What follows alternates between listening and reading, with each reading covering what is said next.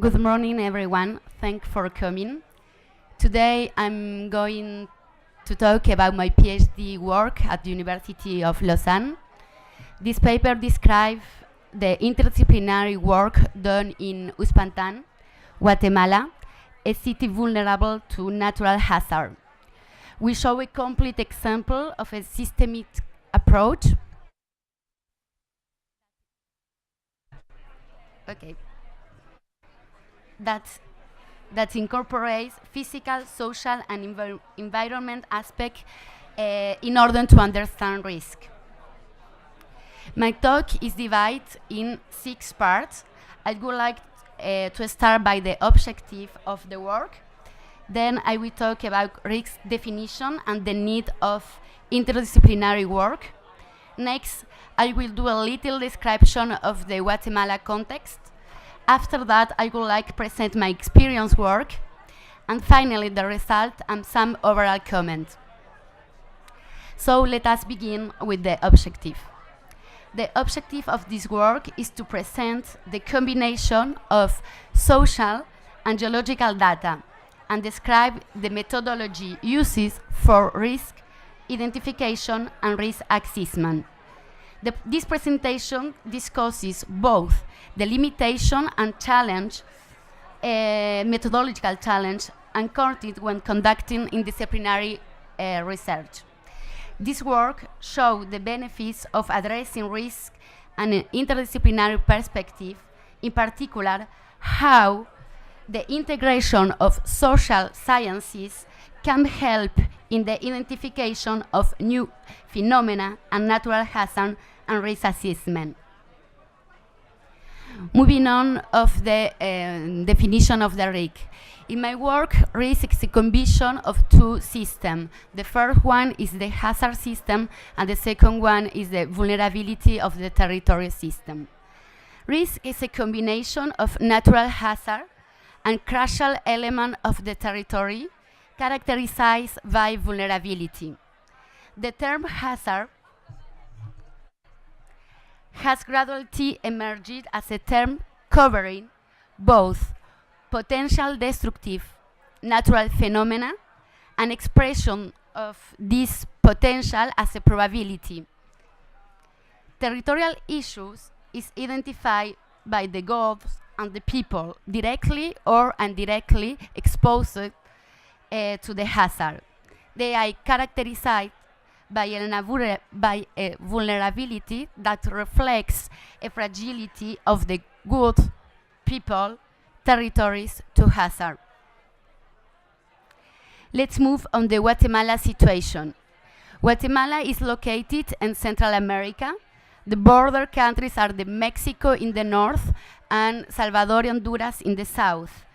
Guatemala is between Pacific and Atlantic Ocean. The red line shows my study area in the Altiplano of Guatemala. Let us continue with the multi-hazard context.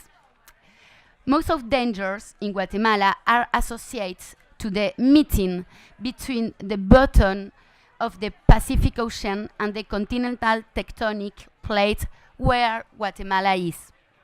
This produces frequent earthquakes and volcanoes. There are 2 faults that cut Guatemala in 2 parts. The most important is the Motagua Fault in the south and the Polochic Fault in the north. The last earthquake in 1976 produced more than 20,000 deaths. Is the major risk in Guatemala. The work focuses on the management of natural hazard in Guatemala. In the cities located along an active fault, call it Polochic. I want to present it on this occasion my work done in Uspantan. And I want to talk about the local response to the landslide. That is the city Uspantan and the landslide Cotochac. In this part of my presentation, I would like to talk about our work experience. Before going to the field, we divide our work in two separate models. Batista, my geology colleague, focuses on the hazard part of the risk equation. So he working in the landslide identification and assessment. Concerning me, I worked on the second component of the risk equation, vulnerabilities and territorial issues. That represented the typical approach in this kind of studies. However, during the field work, we identified the advantage of performing this work with an interdisciplinary approach all along the process. That led us to conclude that the best moment for launching an interdisciplinary work is at the very stage of the problem of the definition and methodology choice, as it will be clear in the following slide. Before this time, I had once been on the study area, and I'm all the way to identify social factors, key stakeholders, and the organization of the communities. I became aware that local communities have a political conflict with mining companies, and because of that, people are generally against geological field work in their land. I also understood how local communities are structured. There is a really democratic system at the grassroots, and people discuss about problem and solution together. In this sense, my first proposition was to visit the mayor and the municipality in order to establish official contacts. Then I identified the head of the communities. I meet them and explain our work. I propose them a meeting with the rest of the community. I suggest Batista show the mechanical tools used in his work, hammers and other instruments. We explain them our objective and activities, and we ask their authorization to go to their land. Local communities divided during 2 hours, and finally they accepted us.